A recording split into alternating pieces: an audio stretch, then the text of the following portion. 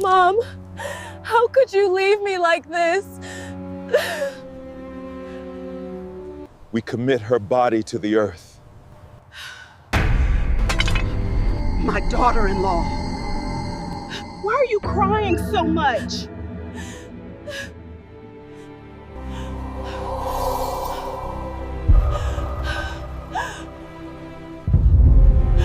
They buried her. But the truth didn't start at the grave. Many years ago, an old house sat quietly beside a still river in rural Nigeria, a place where mornings carried the warm scent of wet earth and the thin, mist-like calls of birds. The mud walls were cracked like crow's feet etched into the face of time. The rusted tin roof rattled whenever strong winds passed through, as if someone were gently knocking on memory, reminding the world that poverty is not only about lack, but about a long, enduring kind of suffering. Mama Adesila lived alone.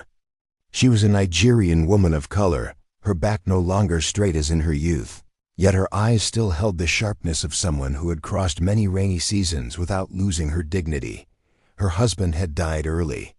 There was no man's voice left in the house to shoulder the storms. Only her, a small courtyard mottled with sunlight, a few chickens scratching for grain, and a garden behind the house, its harvest modest, but green enough to remind her that something inside her was still alive. She woke before the sun. Her bare feet touched the cold earth floor as she listened to the river breathing softly behind the house. She lit the fire with dry wood, blowing life into the flame with a patience she had learned over time. When the pot began to boil, the bubbling sounded like a quiet prayer. Her breakfast was simple samgari, a few pieces of yam left over from the day before. Then she tied her headscarf, slipped into her worn blouse, lifted her basket, and walked to the market. The dirt road leading to the village market was always marked with footprints, those of women like her, black women, thin-shouldered, hard-eyed. They greeted one another with restrained smiles, because everyone understood this truth. In a place like this, tears do not soften the soil, and they do not fill the cooking pot. At the market, Mama Adesila spread her vegetables on an old sack. Her produce was not polished like that of the wealthy, but it was fresh in an honest way fresh, from hands that planted, pulled, and washed them herself. Some passers-by looked at her as they would at something outdated, the poor widow, the old woman with no children, the one barely surviving. Some pitied her. Some despised her. Some bargained with ruthless precision, as if the labor of a poor woman were something that could be stripped down to nothing. She remained silent, not because she did not feel pain, but because she had learned how to swallow it so her mouth could stay calm enough to sell one more bundle of greens. In the late afternoons, when the sky turned the color of copper, she returned home with hands scented of onions and soil. She washed them in a small basin and sat on the doorstep. Before her stretched a silence sharp enough to ache. Sometimes she glanced toward a neighbor's house and saw families gathered, heard children laughing, plates clinking together. Her heart tightened for a moment, but she did not cry. She only reached for her old wedding ring, the last keepsake of a life once shared under the same roof. If someone were to step inside that house, they would think she had nothing. An old bed, a wooden chest with chipped corners, a radio that caught signals only when it wished, a dented aluminum pot by the fire. No paintings, no jewelry, no sign of money. She lived like a fallen leaf, quiet, small, unnoticed. But no one knew that. The land registered in her name extended far beyond that mud house. It stretched silently all the way to the town plots people passed every day without ever suspecting that their owner was the vegetable-selling widow at the village market. No one knew where her gold was hidden, never in obvious places. No one knew about the money kept under other names chosen carefully, names safe enough to keep the world's greed from tracing its way back to her. Because Mama Adesila had seen too much in her lifetime. She had seen siblings turn their backs over a piece of land. She had seen people kiss hands in poverty, then change faces in wealth. She had seen vows torn like paper the moment money stood between them. She understood a bitter truth. Sometimes what destroys a family is not hunger but greed, fed by opportunity. And so she chose to live poor, not because she lacked, but because she wanted to see the true nature of the human heart. Kunal, her son, was gentle, too gentle. He was the kind of Nigerian black man the village often praised as kind-hearted. But over the years, that word kind slowly became a curse. Kunal grew up in his mother's silence. He learned early how to bow his head to life. When his father died, he watched his mother lift the weight of the sky under her narrow shoulders without making a sound. From that moment on, Kunal believed that love meant endurance, and that a good man was one who did not make noise. He loved his wife. He loved her the way someone does when they are always afraid of hurting others, by giving in, stepping back, and swallowing every difficult word. But Kunal did not understand this. Some marriages do not die from arguments. They die from silence. Bisi, his wife, was different. She was a young, beautiful Nigerian black woman, full of hunger. Her eyes never rested on this dusty village. They were always fixed on somewhere farther away, crowded streets, white-walled houses, cars she had only seen in films and on other people's phones. To Bisi, poverty was not just a lack of money. Poverty was humiliation. She hated being poor. She hated the village. And most of all, she hated the mother-in-law who brought no benefit.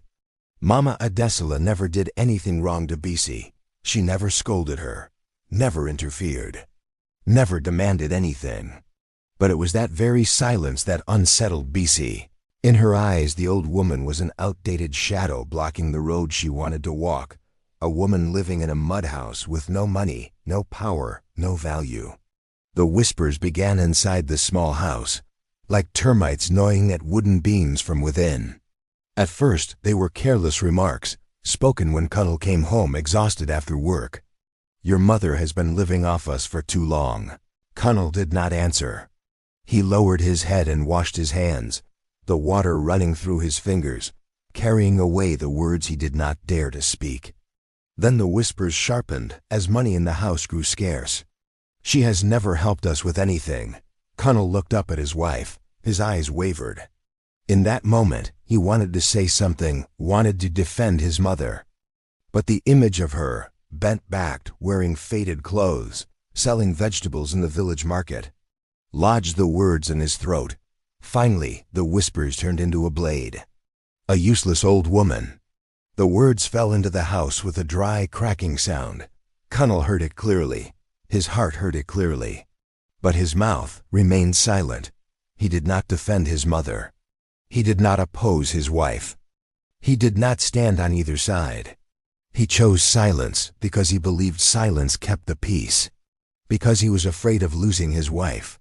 Because he was not strong enough to face conflict. Kunal did not know that every time he stayed silent, he stepped farther away from the mother who had sacrificed her entire life for him. And Bisi noticed.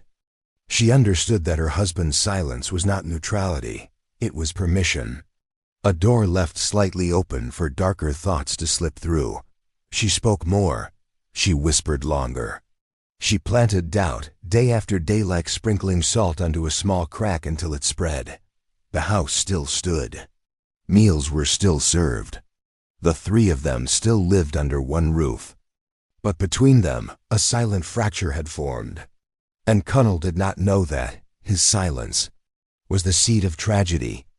One evening, the village market in Nigeria slowly thinned as the sun sank low, staining the sky a deep, bruised red. Black women began packing up their stalls, the dry rustle of woven baskets colliding, the last bargains of the day sounding more exhausted than the morning ones. Bisi stood by the dried fish stall, pretending to inspect the goods, but her ears were stretched tight, like a drawn wire. A whisper rose behind her, not calling anyone by name, yet poisonous enough to kill a peaceful evening. "Mama Adesela? She's holding all the family property." Bisi froze. Her hand tightened around a dried fish, fingernails pressing into its hardened scales. In that moment, the world around her slowed. The noise of the market, the voices, the wind all faded into the distance. Only that sentence remained, repeating in her mind like a curse, holding all the family property. BC turned to look at the woman who had spoken. But the woman had already bent down, as if unaware she had just planted something deadly. BC did not ask questions. She did not need proof. For her, possibility was enough. BC's eyes changed. They were no longer the eyes of a wife worn down by poverty. They became sharp, cold, calculating. On the walk home, she said nothing. Her slippers dragged across the dirt, leaving long marks like the trail of a thought slowly crawling toward darkness. From that day on, BC began to poison. At first, gently, carefully. One morning, when Mama Adesela accidentally brushed her shoulder in the kitchen, BC turned away, her voice trembling. "Mother, you hurt me." Connell flinched and looked at his mother. Mama Adesela stepped back at once, panic in her eyes. She apologized, though she did not know what she had done wrong. That night, BC whispered to her husband as they lay side by side. "I don't want to say this, but your mother doesn't seem to like me." Connell stayed silent. He turned toward the wall. In his mind, two images collided: his mother, quiet and bent with age, and his wife, lying beside him, sighing in the dark. He chose silence, believing it was the safest path. In the days that followed, BC's words grew heavier. She invented stories of insults from her mother-in-law, claiming the old woman had called her wasteful, said she was unworthy of her son. When Connell asked his mother, Mama Adesela only shook her head, confused like a child accused of something she could not understand. Her silence, unintentionally, made BC's story sound believable. Then BC took another step. She said her mother-in-law wanted to throw them out of the house. "Don't you see?" she said, her voice soaked in tears. "She keeps everything. This house belongs to her. We're just staying here." Connell went still. He looked around the mud house, the cracked walls, the rusted roof, the wobbly wooden table. He did not understand what everything was supposed to mean. But the fear of losing his place, of losing a roof over his head, slipped into him faster than reason. BC did not stop. She turned small tensions into deep hatred. Every word from Mama Adesela was twisted. Every glance became judgment. Every silence became a plot. The house grew more suffocating, as if even the air had chosen the side of lies. Connell began to lose sleep. He loved his mother, but he was also afraid of losing his wife. And between those two fears, he was stretched thinner, weaker, every day. Until one night, the sky was dark. The wind howled, the tin roof groaning like a lament. BC sat upright on the bed and turned toward Connell. The oil lamp cast light across her face, dividing it into hard shadows. She looked straight at him. "You choose your mother." She paused. "Or you choose me." The question was not loud, but it was heavy as stone. Connell opened his mouth, then closed it. His heart pounded so hard his ears rang. He saw his mother in his memory hands, stained with earth, back bent, eyes always lowered so as not to trouble anyone. Then he looked at BC, the woman he had promised to protect, the woman waiting for an answer like a verdict. Connell did not speak, but his eyes wavered. Christmas night. Cold rain fell in thin strands, lashing against the skin like invisible slaps. Darkness came early, thick and inky, as if the sky itself had been spilled. The mountain road lay deserted, broken only by the weak yellow beam of Connell's motorcycle cutting through the rain. On both sides, dense trees and slick stones glistened slippery, like lies left too long to grow moss. Mama Adesela sat in front, clutching a thin shawl tightly around herself. She was a Nigerian black woman who had lived through too many rainy seasons to count, yet tonight her body trembled from the cold, and from a strange feeling she could not name. She did not blame her son. She never had.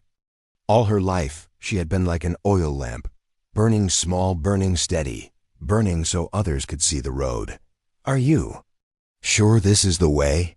she asked softly, her voice torn into fragments by the wind. Connell swallowed hard. Yes, this way is faster, Mama. He was a Nigerian black man, broad-shouldered but thin-souled. His hands trembled on the handlebars, not from the cold, but from something pounding inside him, like a door being forced from within. Behind them, BC sat in silence. A frightening silence. Not the silence of exhaustion, but the silence of a blade hidden beneath cloth unstruck, yet already cold. Rain soaked her hair. Water ran down her cheeks, but she did not wipe it away. Her eyes stared straight ahead, as if fixed on an ending she had already accepted. The motorcycle climbed uphill. The wind grew stronger. Each time the tires slipped in the mud, Cunnell's heart leapt. He heard his mother whispering prayers, short, broken phrases like breaths. God, protect us. Cunnell wanted to turn and tell her everything would be fine, but he did not speak. His throat burned dry. And in that hollow space, he heard Bissy's breathing just behind him, no words, only a steady, icy rhythm. They reached the loneliest stretch of the road. To the right, a deep, yawning darkness, the ravine. To the left, a wet rock face, moss clinging in dark green patches. The sound of rain no longer felt like rain. It sounded like the mountain itself whispering, "Enough, enough." Cunnell slowed down. The bike wobbled slightly. "Would you like us to stop for a moment?" Mama Adesela asked, sensing the unease flowing through her son's hands. Cunnell was about to answer. But at that exact moment, BC leaned forward, her lips close to his ear. Her voice was so soft it would have been swallowed by the rain at any other distance. Here, it cut clear like a curse. Now or never. Cunnell froze. A cold rush slid from his neck down his spine. He half turned his head. In the weak headlight glow, he saw Bissy's face, her eyes no longer wet from rain, but from something else. Resolve. What did you say?" Cunnell whispered. Bissy did not scream. She did not cry. She only looked at him slowly, as if teaching him one final lesson. "If you don't do it, we will never escape this poverty." She glanced toward Mama Adesela. "She's holding everything. She dragged you down with her." Mama Adesela turned, confused. Her eyes were so gentle it hurt to look at them. "Cunnell, my son, why have you stopped?" she asked, her voice trembling, her hands clutching the edge of her blouse like a frightened child. Cunnell looked at his mother. For one moment, memories flooded him, her hands bandaging his wounds when he fell, her bent back standing under the sun at the market so he could grow up, the meager meals where she always gave him the best portion. He looked at his wife. Then he looked down into the ravine, dark, deep, cold. A mouth opening wide, waiting to swallow everything. A moment of hesitation. A moment of weakness. And in that moment, Cunnell understood. People do not always commit evil because they want to. Sometimes they do it because they are terrified. BC placed her hand on his shoulder and squeezed hard, crushing what little conscience remained. Cunnell gasped. His eyes burned red. He wanted to say no. He wanted to turn the bike around. He wanted to hold his mother and run from this place. But then, everything happened faster than thought. A violent shove. Mama Adesela fell toward the ravine. She had just enough time to turn her head, her eyes wide not from fear of death, but from something worse, being betrayed by her own child. "Mama!" Cunnell screamed, his voice tearing out of him. She slipped from the seat and vanished into the darkness. And then, a scream split the rain. Back at the cemetery, the rain had stopped. All that remained was the smell of damp earth, and a heavy, crushing silence. Mama Adesela stood before the coffin. She looked down at the name carved into the wooden lid, her own. BC collapsed. She sobbed without sound, her hands gripping the wet ground, as if trying to hold on to something that had already slipped beyond her control. Cunnell dropped to his knees. His knees sank into the mud. His eyes were hollow, no tears left, no excuses remaining. The crowd stirred. Whispers rippled outward like waves. "She's alive." Then who did they bury? What really happened that night? Mama Adesela slowly lifted her head. There was no anger in her eyes, no hatred, only a quiet pain, deeper than death itself. They buried her, not knowing the dead was still alive, and the living were about to face something far worse than death. To be continued, Part 2.